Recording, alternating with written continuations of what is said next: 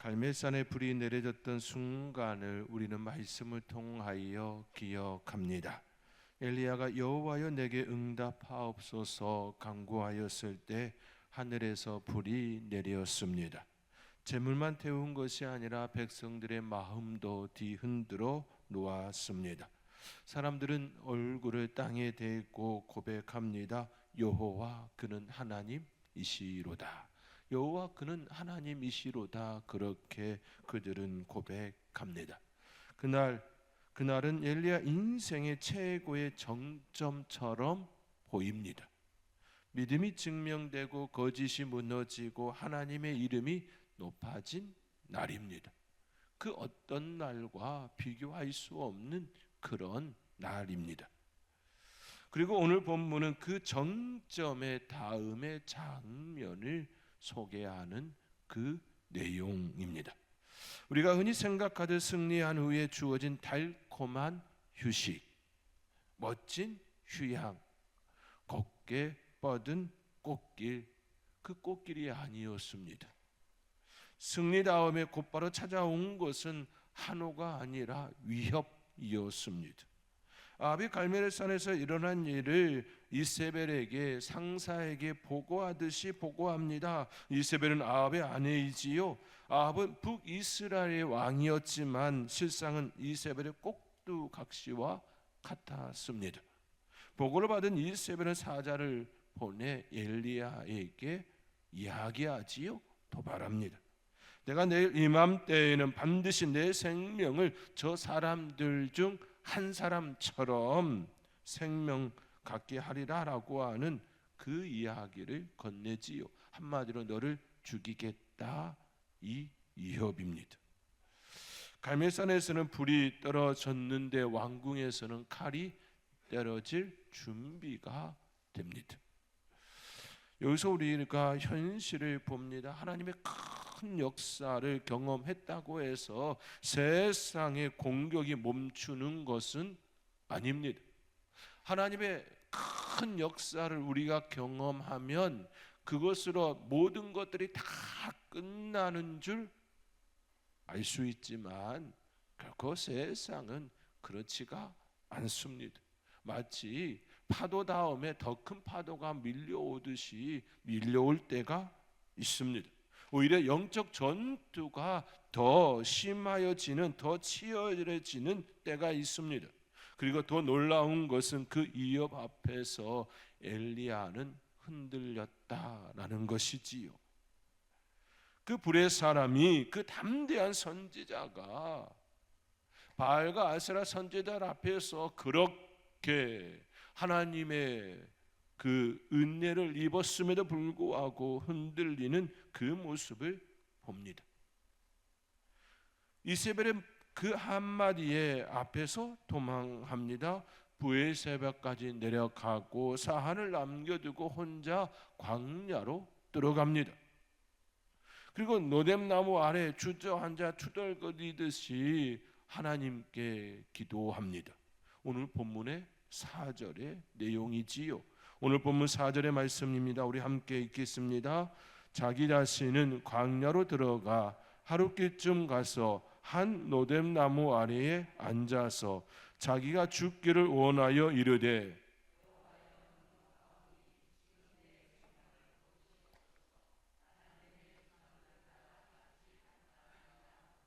여호와여 넉넉하오니, 여호와여 넉넉하오니 지금 내 생명을 거두시옵소서. 급히 도망하여 노뎀나무 아래에서 그가 하고 있는 이 일은 자기의 생명을 거두어 달라고 하는 그 기도입니다. 왜 이렇게 되었을까요? 왜 이렇게 되었을까요? 갈멜산에서 하나님 응답하옵소서 그렇게 간구하였고 또 그 역사를 경험한 그가 왜 이처럼 되었을까요? 단순히 겁이 많아서가 아니지요. 엘리야는 그날 갈멜산에서 모든 힘을 쏟아 부었습니다. 몸과 마음도 다 태웠지요. 승리의 한호가 끝나자 남은 것은 오히려 탈진이었습니다. 더구나 현실은 바뀐 것 같지 않습니다. 왕은 여전히 흔들리고 하나님의 역사를 경험했다면 바알 선지자들이 자기의 몸을 해치고 또 해치고 해치면서까지 부르짖었지만 응답이 없었고 하나님께 도랑의 물을 12번이나 채워 가득 차 흘러 넘친 그 제단의 불인내리여 하나님께서 받으신 그 사건을 알았다면 하나님 앞에 오히려 나의 잘못을 고백하노라고, 내가 하나님의 말씀대로 살지 못했노라고 고백해야 될 왕이 오히려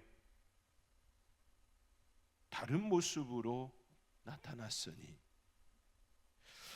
여전히 흔들리고 권력은 여전히 이세벨의 손에 있고 엘리야는 여전히 쫓기는 그 모습, 그 신세였습니다. 하나님이 분명 역사하셨는데 왜 내 현실은 이렇지라고 하는 생각이 크게 와닿는 시간입니다. 그 간극이 사람을 지치게 합니다. 그래서 엘리야의 공포는 단지 적을 두려워하는 공포가 아니라 지친 영혼이 감당하지 못하는 공포이지요. 번아웃, 영적 탈진. 그렇게 했으면 변화될 만한데 여전한 환경과 그 사람들의 그 모습들. 어떤 분은 가족의 대사를 준비하면서 몇 주가 많은 에너지를 쏟았습니다. 잔치가 끝날 그날 밤 다 끝났다, 그 안도감이 밀려왔습니다. 그런데 다음날 아침 갑자기 눈물이 납니다. 이유를 모르겠는데 마음이 푹 꺼지는 겁니다. 지금까지 달려오면서 긴장했던 몸과 마음은 풀렸는데 그 자리에 공허도 함께 밀려온 것이지요. 이제 끝났다.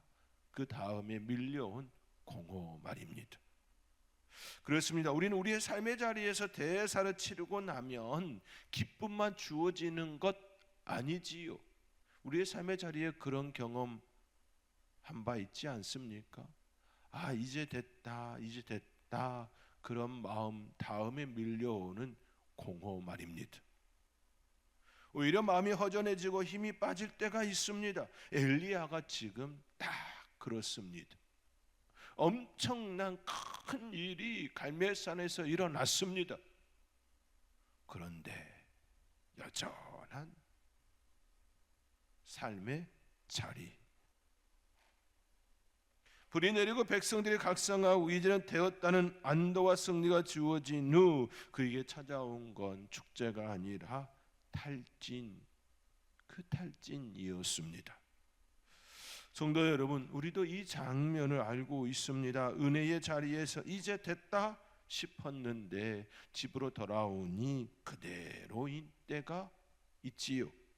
이러한 모습은 집회를 잘 참석하고 기도원이나 어떤 집회에 잘 참석하고 은혜 받고 이제 결단하고 이제는 하나님 말씀대로 살리라, 그렇게 큰 결단과 결심을 하고 내려와서 집에 딱 들어가는 순간 무너졌던 그 순간들이 있지 않았습니까? 있었지 않았습니까? 그렇지요. 딱 그 모습입니다. 마음에 큰 결단을 하고 이제는 새로운 삶을 살리라 다짐하였건만 무너지는 우리의 모습들 말입니다.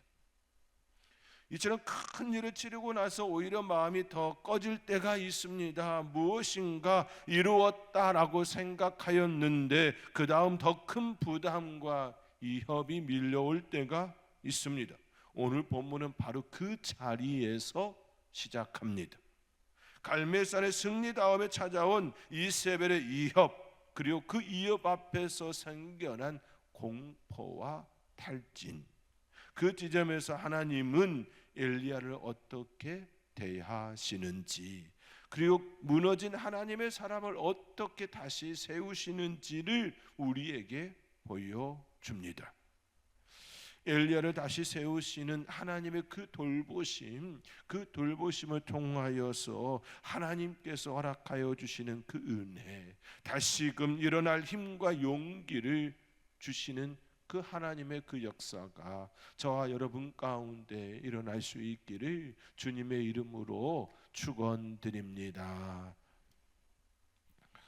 엘리야의 무너짐은 의외로 아주 인간적입니다. 오늘 본문 3절의 말씀입니다. 오늘 본문 3절의 말씀 우리 함께 읽겠습니다. 그가 이 형편을 보고 일어나 자기의 생명을 위해 도망하여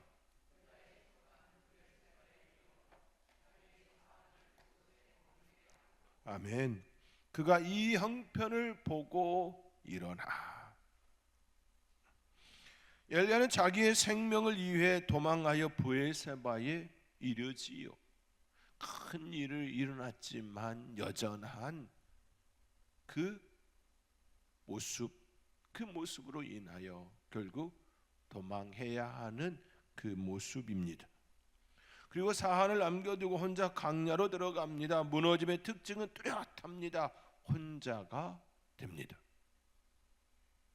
마음이 무너지면 옆에 누군가가 있는 것이 참 거북스럽습니다.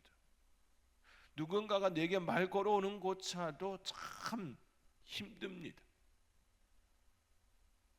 내버려 두라고, 가만히 내버려 두라고 그렇게 요청을 하게 되지요. 무너짐의 특징 중에 하나가 홀로 있는 것입니다. 마음이 꺼질 때 사람은 점점 더 말이 없어집니다. 그냥 좀 피곤해서 그래 괜찮아 이렇게 덮어버리지요. 그리고 어느 순간 마음이 광야로 들어갑니다. 엘리야는 노뎀나무 아래서 4절의 말씀과 같이 여호와여 넉넉하오니 지금 내 생명을 거두어 주시옵소서라고 그렇게 기도합니다. 이 기도가 말하는 것은 단순히 죽고 싶다가 아니지요. 더는 못하겠습니다. 하나님 이제 더 이상 저가 할 수 있는 일이 없습니다. 그렇게까지 하나님께서 갈멜산에서 불을 내려주셨음에도 불구하고 여전히 저들은 저 모양입니다. 이제 나는 아무것도 할 수가 없습니다. 하나님 앞에서의 자기 자신을 그대로 드러내는 그 모습이지요. 진짜 생명을 거두어 가십시오가 아니라 도저히 이제는 저가 할 수 있는 일이 없습니다. 그런 고백입니다. 탄원이지요. 더 이상 이제는 버틸 힘이 없다라고 하는 그런 그의 마음입니다. 우리가요 누군가가 어떤 말을 할 때에 그 말 그대로 고지 들으면 안 될 때가 있지요. 딱 그렇습니다. 그러면서 엘리야는 그 기도에 나는 내 조상들보다 낫지 못하다라는 그 말을 덧붙이고 있습니다. 이 기도 속에는 깊은 차책이 있습니다. 내가 뭔가 이룬 줄 알았는데 결국 나도 똑같구나, 이 표현이지요. 나는 좀 괜찮은 줄 알았는데 별반 다르지 않구나 입니다. 나도 인간이구나, 그런 고백이지요.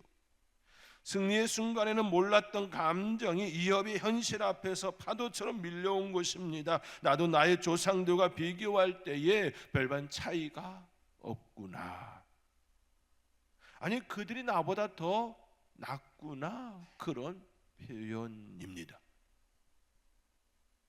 우리가 종종 이스라엘의 역사를 보고 또 볼 때에 하나님께서 저렇게까지 이적을 베푸시고 저렇게까지 기적을 베푸시고 저렇게까지 돌보셨는데 어찌 그들이 애굽으로 돌아가리라 라는 말을 할 수 있었을까라고 생각되었던 적이 있지 않습니까? 그들이 광야 생활할 때에 어쩌면 그럴 수가 있느냐고.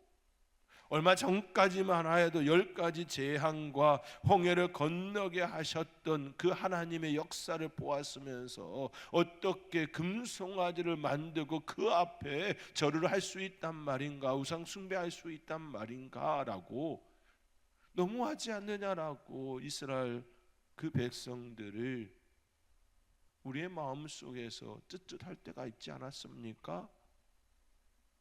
그런데 실상 나의 모습을 보니, 도망치는 나의 모습을 보니 별반 내 조상들이 오히려 낫구나, 그런 고백을 하고 있더라는 것이지요. 우리의 삶의 자리에 종종 그런 모습들이 있습니다. 일이 잘 풀릴 때는 내가 잘해서 그런 줄 압니다. 그런데 어려움이 처하고 공경에 빠지고 더 이상 나의 힘으로 되어지지 않는다 여겨질 그때에 자각을 하지요. 잘 됐을 때의 하나님의 역사였구나. 별반 나도 이 어려운 문제 앞에 나도 별반 차이가 없구나. 나도 인간이구나. 나도 죄인이구나. 하나님, 그런 고백이지요. 그런 고백입니다. 어떤 이가 직장에서 큰 프로젝트를 성공적으로 마쳤습니다. 상도 받고 칭찬도 받았습니다. 그런데 며칠 뒤에 상사에게서 짧은 전화가 왔습니다. 이번에 정말 잘했다고, 다음 건도 기대가 된다고, 이번보다 더 잘할 거라고 말 한마디를 건넵니다. 분명 응원의 말이었습니다. 상사의 그 말에 그런데 무너졌습니다. 또 시작이구나, 나는 쉬지도 못하는구나, 그 마음이 밀려온 것이지요. 잘했어 잘했어 잘했어 라고 그 말만 끝나는 것이 아니라 다음도 기대한다 라고 하는 그 말에 무너짐이었던 것이지요. 칭찬이 사라진 자리에 다음이라는 압박만 남은 것입니다. 기쁨은 금세 사라졌습니다. 우리 인간이 그렇습니다. 어떤 것을 마치고 나면 다음이 또 몰려오고 또 몰려옵니다. 이세벨의 말 한마디가 엘리야에게 그런 것이었습니다. 불이 내린 승리보다 내일 너 죽인다, 그 말이 더 크게 와닿음이지요. 나는 이세벨 때문에 죽는다, 그 죽음이 두려운 것이 아니라 여전히 변화가 없구나, 여전히 똑같구나, 여전하구나라고 하는 그 상태 말입니다.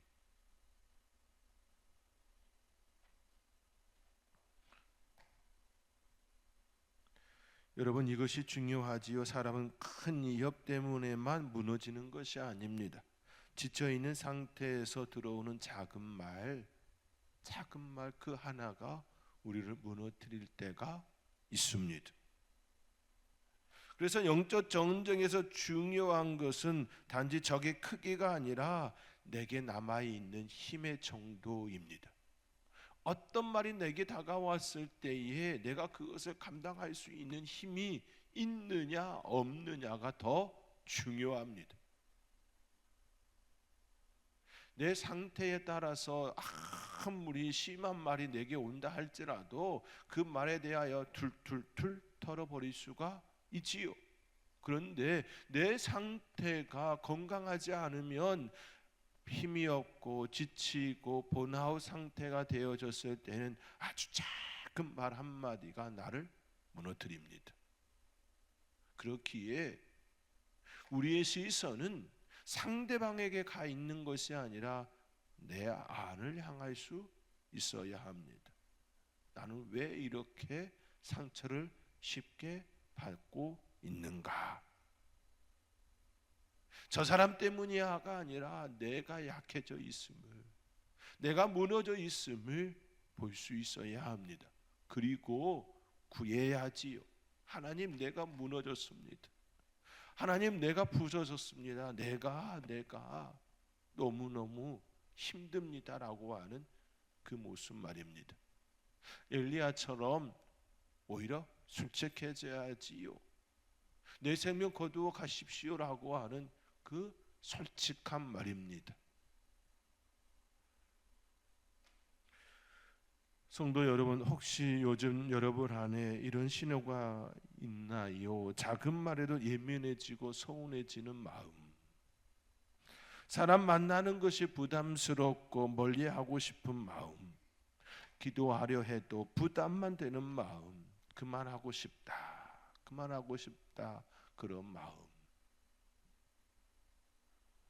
오늘 하나님은 그런 우리에게 엘리야의 모습을 통해 말씀합니다. 너만 그런 건 아니다. 그리고 그 자리에서 내가 너를 보고 있단다. 삶의 자리에 힘들고 지치고 마음이 무너진 이들에게 주시는 그 하나님의 음성을 들을 수 있기를 바랍니다.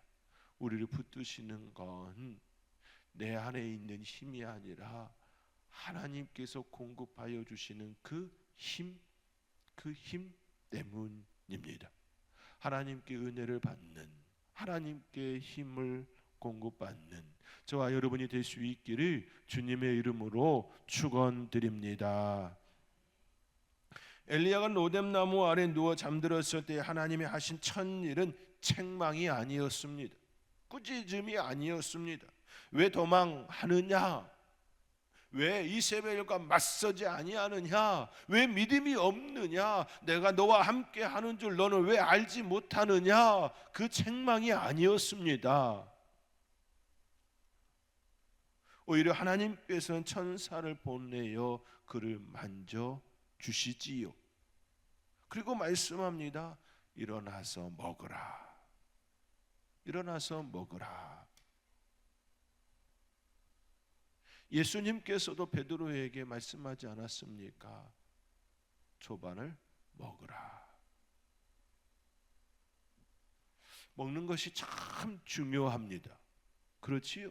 먹는 것이 참 중요합니다. 우리는 먹어야 합니다. 육신의 꼴도 먹어야 하고 마음의 꼴도 먹어야 하고 영적인 꼴도 먹어야 합니다. 하나님께서 천사를 통하여 엘리야에게 주신 것은 먹으라 였습니다. 엘리야가 눈을 떠보니 머리맡에 숯불에 구운 떡과 물 한 병이 있습니다. 엘리야는 먹고 마시고 다시 눕습니다.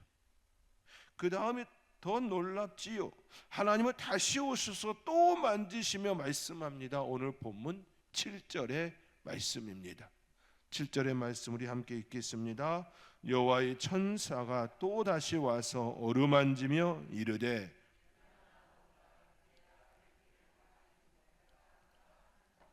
아멘.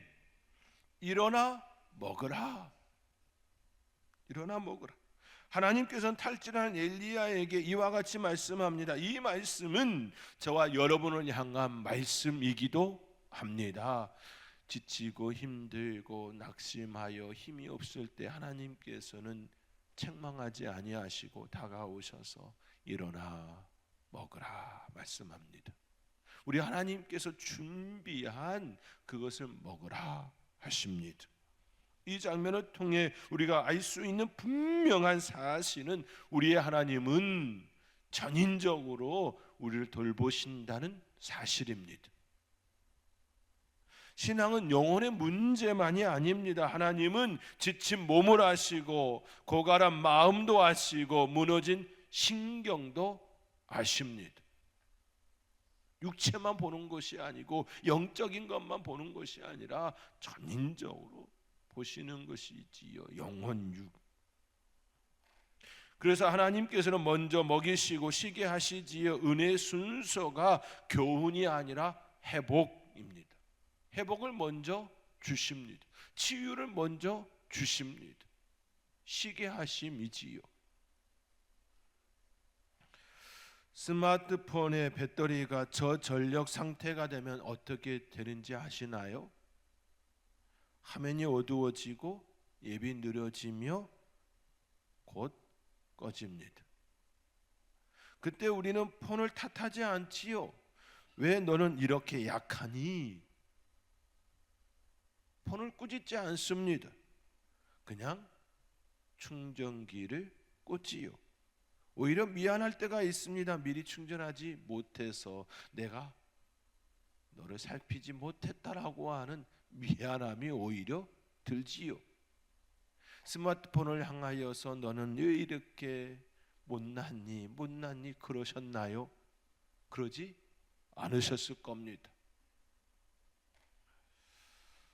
그렇지 않습니까? 우리의 영혼도 그렇습니다. 배터리가 바닥난 상태에서 더 믿어라, 더 힘내라, 그렇게 하지 않으신다라는 겁니다. 그때 필요한 것은 책망이 아니라 충전입니다. 하나님께서 엘리야에게 하신 일이 바로 그것이었습니다. 일어나 먹으라, 일어나 먹으라. 하나님은 엘리야의 배터리를 충전시켜 주심이었습니다. 그리고 하나님은 중요한 진단을 하지요. 내가 갈 길을 다 가지 못했다입니다. 아직 길이 남았다라는 것이지요. 하나님께서는 엘리야의 길을 인정하셨습니다. 내 길이 짧지 않다, 내 길이 아직 남았다, 내 사명은 버겁다. 그 현실에 대하여 인정함이었습니다. 아직 갈 길이 더 있음에 대한. 그래서 하나님께서는 그러니 내가 너를 먹인다 말씀합니다. 이것을 우리의 사정으로 가져오면 우리가 지치고 힘들고 넘어질 때에 우리의 사명이 남아 있다면 하나님께서 하시는 그 일은 먹이는 일입니다. 충전시키는 일입니다. 왜냐하면 우리에게 맡겨진 사명이 남아 있기 때문입니다. 사랑하는 성도 여러분, 지금 여러분에게 필요한 하나님의 공급은 무엇입니까? 몸의 힘이 필요하십니까? 마음의 위로가 필요하십니까?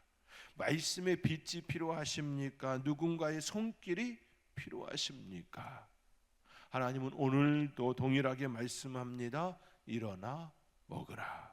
책망하지 아니하시고 일어나 먹으라, 일어나 먹으라 말씀하시는 그 음성을 들을 수 있기를, 그리하여 하나님께서 공급해 주시는 그 힘을 얻을 수 있기를 주님의 이름으로 권면드립니다. 오늘 본문 8절이 오늘 말씀의 결론입니다. 우리 함께 8절의 말씀 함께 읽겠습니다. 이에 일어나 먹고 마시고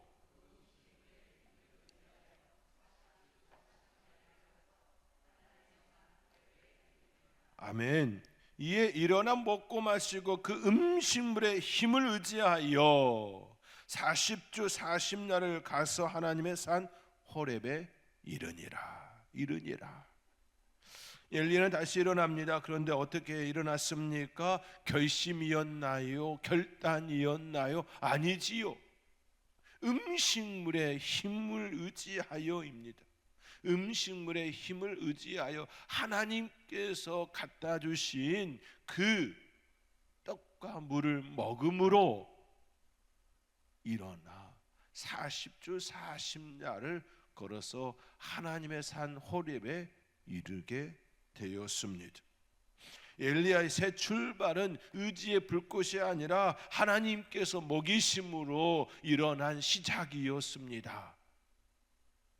우리는 새 출발을 마음 다잡기로 생각할 때가 많습니다. 이번은 내가 달라져야지, 이번은 내가 더 잘해야지. 물론 결단도 필요합니다. 그러나 하나님의 말씀은 진짜 새 출발은 은혜로부터 오는 것임을 분명히 선포합니다.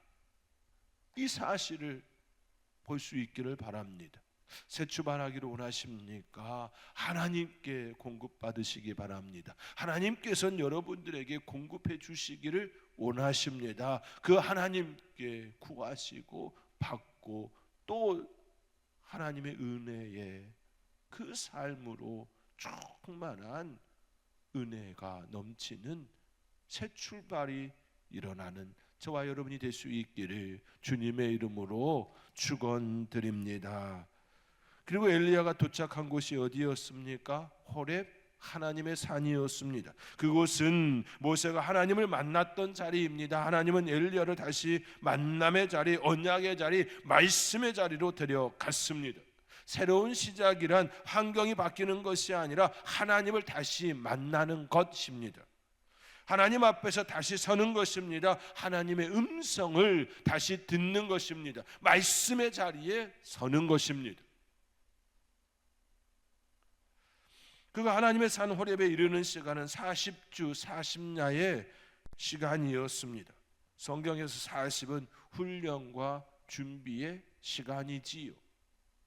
로뎀나무 아래에서 공급받은 그 힘으로 40주 40야의 그 시간을 거쳐서 하나님의 산 호렙에 이르렀습니다. 그 시간은 하나님께서 그의 마음을 붙잡아주고 또 그의 마음을 단단히 아는 시간이었지요. 훈련의 시간이었습니다. 그냥 되는 건 없습니다. 하나님은 엘리야를 단번에 다시 뛰어라고 몰아붙이지 않았습니다. 회복의 시간, 그 시간을 주심이지요. 40일의 그 시간을 통하여 회복의 시간, 여정의 시간, 새 시작을 준비하는 그 시간이 그에게 일어났습니다. 그리고 말씀의 자리, 그 자리에 이르게 됩니다. 어떤 회복은 시간이 필요합니다. 하나님은 그 시간을 아끼지 않습니다. 우리에게 그 시간에 대하여 허비했다 그렇게 말하지 않는 겁니다. 둘째 아들이 아버지의 재산을 다 팔아서 나갔지요. 허랑방탕하게 다 썼습니다. 성경은 그 시간에 대하여 낭비했다 그렇게 접근하지를 않습니다.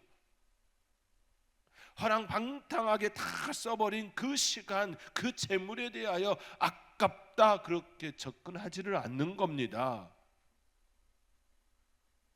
그러나 세상의 가치로 보면 시간도 아깝고 재물도 아깝고 다 아깝게 보이는 것이지요. 무엇을 얘기하고 싶은 겁니까? 아버지께 돌아오는 둘째 아들, 그리고 그 아들을 맞이하는 그 아버지의 마음이지요. 마음입니다. 시간이 아까운 것이 아닙니다. 다 써버린 재물이 아까운 것이 아닙니다. 우리 하나님의 마음을 볼 수 있기를 바랍니다. 우리 하나님은 세상의 재물을 통하여서도 우리에게 은혜 허락하시기를 원하시는 분이십니다. 사랑하는 성도 여러분, 오늘 본문은 우리에게 하나님의 사람도 무너질 수 있다 말씀합니다. 엄청난 큰 일을 행한 그 사람도 무너질 수 있다 말씀합니다. 승리 뒤에 공포가 오고 사명 뒤에 지침이 올 수 있음을 말씀합니다. 그러나 그것이 끝이 아니라 더 중요한 사실은 그때 하나님께서는 하나님의 사람을 돌보신다 그 말씀입니다. 우리도 지칠 때가 있습니다. 우리도 넘어질 때가 있습니다.